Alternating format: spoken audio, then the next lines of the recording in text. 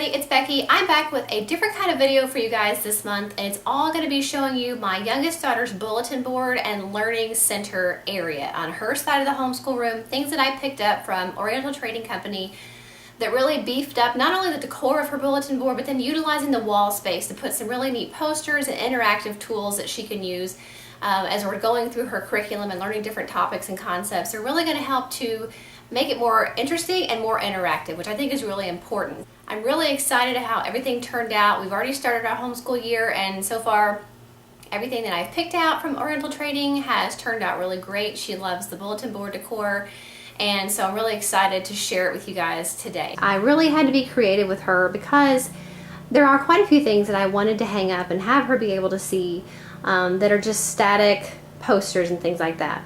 I also really like to put things in her learning area and bulletin board that she can move and manipulate, which is why we have the calendar there, which we've always had. But I wanted things that were interactive that she could use, and then posters that she could see that are focusing on the concepts that we're learning in school.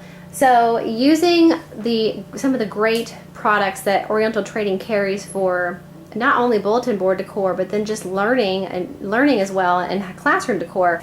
And it's funny because when I first started homeschooling, I said, I'm not going to hang things all over my walls, but I really like it. I think it adds a lot of color and fun and whimsy, and I like to change things out and, have things that are always going to be up there, like our United States map, but then also things that are changing along with what the girls are learning. In particular, my first grader, who is really learning about nouns and capitalization and punctuation. So that's where these seaside posters come in from Oriental Trading, and they're focusing exactly on what we're learning right now in her language arts studies, which is nouns, capitalization, and punctuation. Moving down from the posters, we have her bulletin board, which, as you can see, is not terribly large. So I really, that's one reason why I have to use so much of the wall space and her desk space, which you'll see in a minute, to be able to hang posters and things that maybe an ordinary classroom might have a larger bulletin board. This is really all we have. So one thing that never changes is her calendar is always there.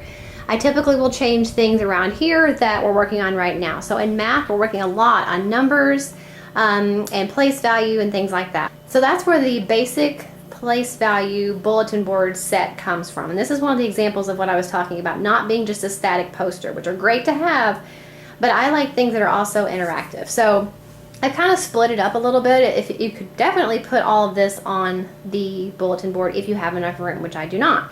So for her, I split up the top part and just showing here different ways to say the same number. So standard form, expanded form, using the base 10 blocks, and then just showing her in the place value like ones, tens, and 100s. To make it more interactive for her, I have utilized the space on her desk. Both girls have glass on their desk just where they write, and I like to use that for things that, sometimes I put decorative things under there for holidays, but I also like to use it when there's something like this that I can make interactive. And this in particular was awesome because these little posters here, and this right here, and that mat there, and then all of these little things came from that basic place value bulletin board set. So to make it more interactive for her, I actually slipped the mat under her glass so that when she's working with her base 10 blocks, she can put it right on top of the glass and build the number that way. So she can really build the number here on her glass, and then she's also able to see just a visual representation of 1 cube equals 1, and then 10 individual cubes equals 1 of the long strips, and then 10 of the individual bars over here, which ours happen to be blue, really equals the 100 block. So that's just for her to look at for reference. What I have done is really taken one of the mats and mounted it on her magnetic strip here, which we've had. I laminated all the numbers that came with the place value bulletin board set, laminated them, and put Velcro dots on the back.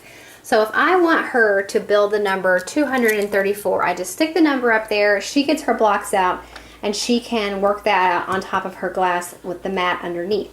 Also, if I want to just tell her a number, and she actually has to go through, which I actually have her numbers here, and I've put them all, laminated them and put Velcro dots on the back of all of them. So if I call out 433, we could also play it a different way where this is blank, and she has to go in and find the 4 and all the numbers and stick it up there with the Velcro dots, and then make the number on her mat. So there's a couple different ways to play it, and it makes it really interactive. And I think it's just a nice way to take something that may ordinarily be a bulletin board set and make it something more tactile, where they're able to manipulate the blocks and really learn all the different ways that You can write a number and read a number and then place value. So I think it's a great set. They also have an advanced place value set, which we're not ready for yet, so I did not pick that one up.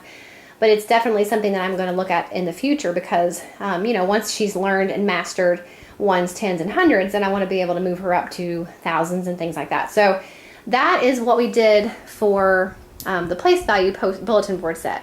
I also picked up the really cute paisley. It's called the Playful Paisley Border. I just thought it was really cute and it could be good for spring and summer.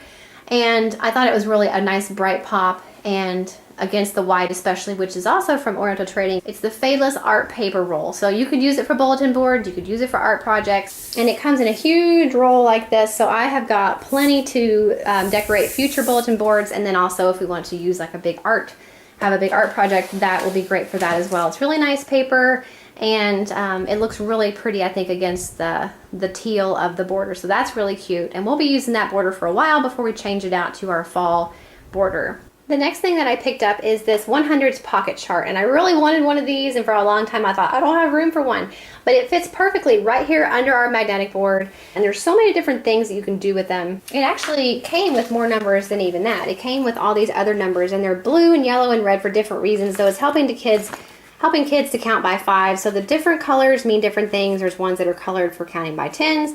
So it really helps kids when they look at it to visualize that the 5 and the 10 and the 15 and the 20 and 25 are going to be a different color. So it really helps them to pick up those patterns when learning to count, when learning to skip count and things like that. So I just have all the extra numbers that we're not using right now that came with the chart. I just have them hanging right here on a hook with all the other things that we use sometimes on the magnetic board. But I'm really glad to have that. She can move the cards around. I can take all the numbers out, and she has to put them in order on her own. There's all different games you can play with hundreds charts, and you can look up online and find a ton of ideas. But I really wanted to have one, and I was super excited to find one at Oriental Trading. And I think that's going to be a great addition to our learning center this year. So that's really everything for that wall. The other thing that I really wanted to have was some kind of a storage system. If you're a teacher or a homeschooler, that you know that it can be really hard to find places to put larger items like posters and bulletin board borders and things like that. So I have a solution that I found at Oriental Trading as well that has really helped me to organize and corral all of those supplies that I need to have room for our posters and bulletin board and things like that. So the first thing, you probably don't even see it, but if you look very closely, right there tucked in that little tiny crack between the girls' desks is this really huge bag, and it is the bulletin board storage bag, and it actually folds out quite a bit larger than this. It's very large and has handles so you can take things if you're a teacher and you're going back and forth between your school or something like that. It does have the handles, but I have all of our extra posters, things we're not ready for yet. I have them all tucked in here so they do not get wrinkled and covered in cobwebs, which they were before. I actually have a poster in here that came with the Seaside Learning posters that we're not quite ready for yet, which is verb tense. And then I just have some other posters and things like that in there. So it's a great way for me to keep them organized, to keep them safe from getting bent. And it's a perfect little spot right there because it's wasted space anyway. It's just where the desks are joined together and there's a little gap in between. It was the perfect spot to keep those posters safe and organized, but still very accessible. So tucked away over here in this corner, I have just my extra, the bulletin board paper I just talked about, and then some little art rolls down there. But this thing right here is what I'm going to show you next. And I just have it hung there with a little command hook. It was the perfect spot for it to stay safe but out of the way. It is a bulletin board border storage bag. And I really wanted one of these because before I had them all jammed in there and they were getting all wrinkled.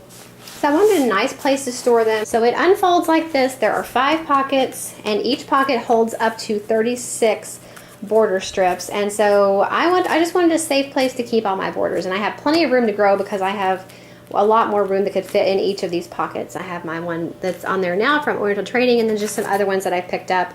I also keep our month tabs that go with our calendar. I keep those in here, and it's just a great way to keep them safe but accessible. The same thing about the posters. You know, you spend a lot of money and time getting these different cute posters and bulletin board borders and things like that, and then if you're like me, you just kind of shoved them in a drawer or shoved them against the wall, and they're always getting bent. So this is a great way to keep them safe. I hope that you picked up some tips and ideas from my bulletin board and learning center. I hope this was helpful for you guys. Thanks so much for watching, and I will see you in the next video. Bye.